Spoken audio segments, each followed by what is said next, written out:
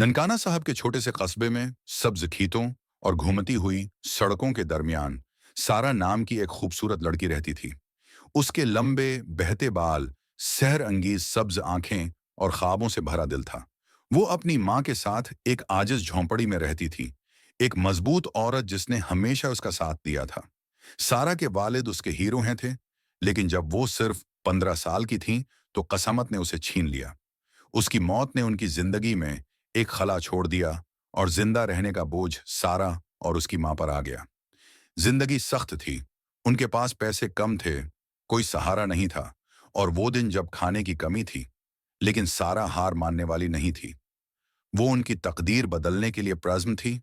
उनकी मुश्किलात के बावजूद सारा ने अपनी पढ़ाई पर तोजह मरकूज रखी। उसने उस स्कूल में शानदार कारकर्दगी का मुजाहरा किया, पुरानी लालटीन की मध्यम रोशनी में रातें गुजारें, मसावात को हल किया, हयातियात की किताबें याद की और बेहतर मुस्तकबल का ख्वाब देखा। उसकी माँ अगरचा जदोजहद कर रही थी, लेकिन सारा को कभी तन्हा महसूस नहीं होने दिया। तुम्हारी तालीम तुम्हारी ताकत है बेटा, तुम एक दिन जरूर चमकोगे। इन अल्फाज ने सारा को आगे बढ़ाया।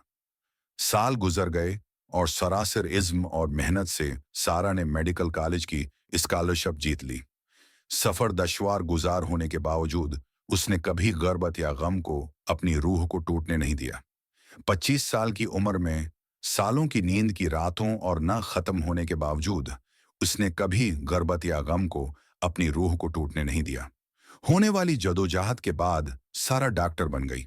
वो अपने सफेद कोट में अपनी डगरी हाथ में लिए फख्र से खड़ी थी, ये जानकर कि उसने न सिर्फ अपना ख्वाब पूरा किया है, बल्कि अपनी बीवा माँ और मरहूम वालिद की इज्जत भी की है। इसकी माँ की आंखों में आंसू भर आए जब उसने सारा को मजबूती से गले लगाया। तुम्हारे बाप को तुम पर बहुत फख्र है। होता सारा ने मुस्कुराते हुए आसमान की तरफ देखा। मैं जानता हूं वो देख रहा है अम्मी, और मैं जानता हूं कि वो मुस्कुरा रहा है।